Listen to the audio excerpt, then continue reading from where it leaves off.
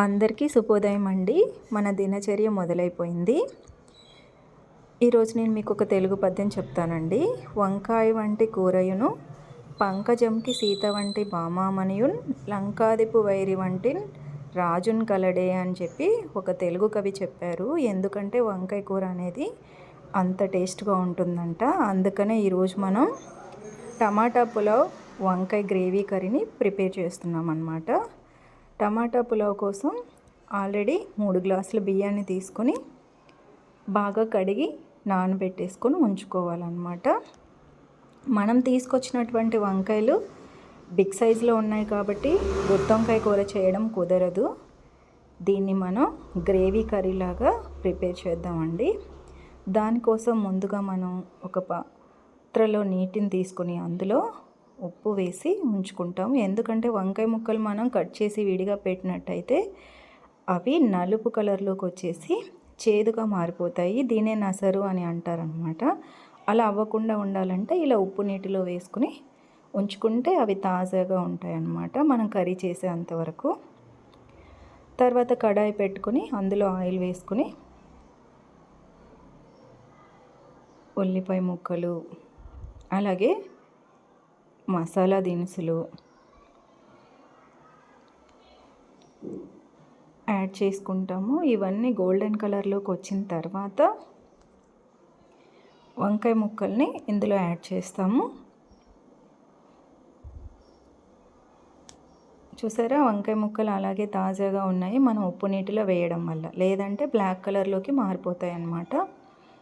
తర్వాత ఇందులోకి రుచికి సరిపడా ఉప్పు, ఇంకా పసుపు, కారం, అల్లం వెల్లుల్లి పేస్ట్,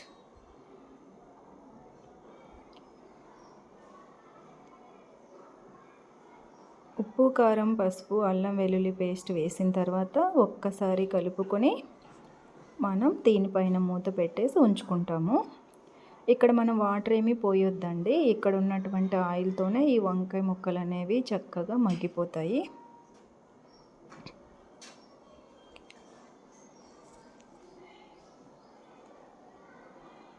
ఇప్పుడు మనం ఈ కర్రీ మగ్గిపోయేలోపు గ్రేవీ కోసం ప్రిపేర్ చేద్దాము. గ్రేవీ కోసం ఇలాగ వేరుశనగ గుళ్ళు, నువ్వులు, అలాగే మనకు గసగసాలు ఉంటే వాటిని కూడా యాడ్ చేసుకోవచ్చు, జీడిపప్పు ఇలా పచ్చివాసన పోయే వరకు దోరగా వేయించుకొని దీన్ని మిక్సీ జార్లోకి తీసుకుని దీంతో పాటుగా ఒక 2 పండుమిర్చి లేదంటే పచ్చిమిర్చిని కూడా తీసుకోవచ్చు, టమాటా ముక్కలు, ఉల్లిపాయ ముక్కలు, వీటన్నిటిని ఇలా మెత్తగా గ్రైండ్ చేసుకొని ఉంచుకోవాలి. తర్వాత ఆల్రెడీ మగ్గిపోయి ఉన్నటువంటి వంకాయ ముక్కల్లో దీన్ని యాడ్ చేస్తామన్నమాట. మీరు తినాలి అనుకుంటే పచ్చి కొబ్బరి కూడా వేసుకోవచ్చండి. నేనైతే వేయను ఎప్పుడు.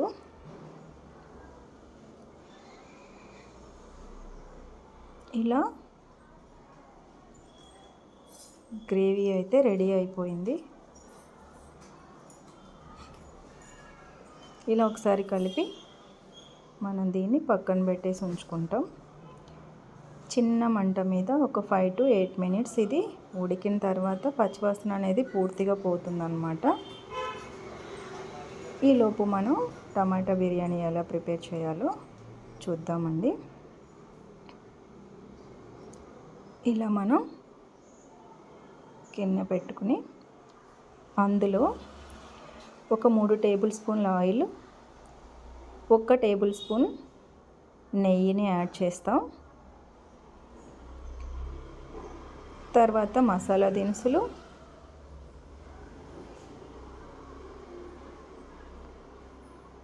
ఉల్లిపాయలు, పచ్చిమిర్చి చీలికలు,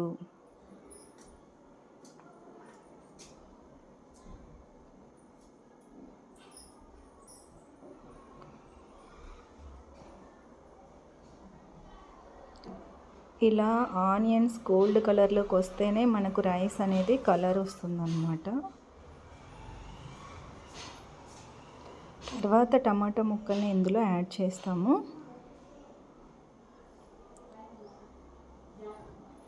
అల్లం వెల్లుల్లి పేస్ట్ని కూడా ఇలా వేసుకుంటాం. వీటిపైన ఒక 5 మినిట్స్ అలా మూత పెట్టి ఉంచితే అన్నీ చక్కగా మగ్గిపోతాయి అన్నమాట. తర్వాత పుదీనా, కొత్తిమీరని కూడా యాడ్ చేశాను. కొంచెం పులావ్ మసాలా కూడా వేసానండి టేస్ట్ కోసం. తర్వాత 3 గ్లాసుల నీటికి మనకి 4.5 గ్లాసు వాటర్ పోసాను.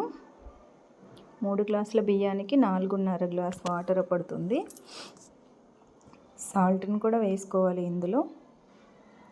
మూత పెట్టేసి ఉంచుకుందాం. కొంచెం పొంగులాగా వచ్చేసింది కదా, ఇందులోకి ఆల్రెడీ మనం నానబెట్టి ఉంచుకున్నటువంటి రైస్ని యాడ్ చేస్తున్నాం అన్నమాట.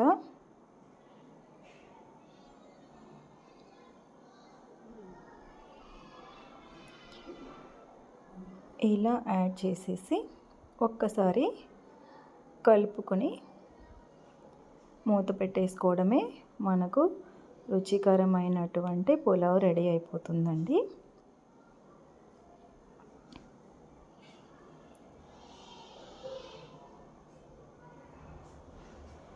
ఈ ప్రాసెస్ అంతా చాలా ఈజీగానే అయిపోతుంది. మనకి లంచ్ బాక్స్లు టేస్ట్గా తినాలి అనుకుంటే 30 మినిట్స్లో మనం ఈ 2 కర్రీస్ని కూడా రెడీ చేసుకోవచ్చు.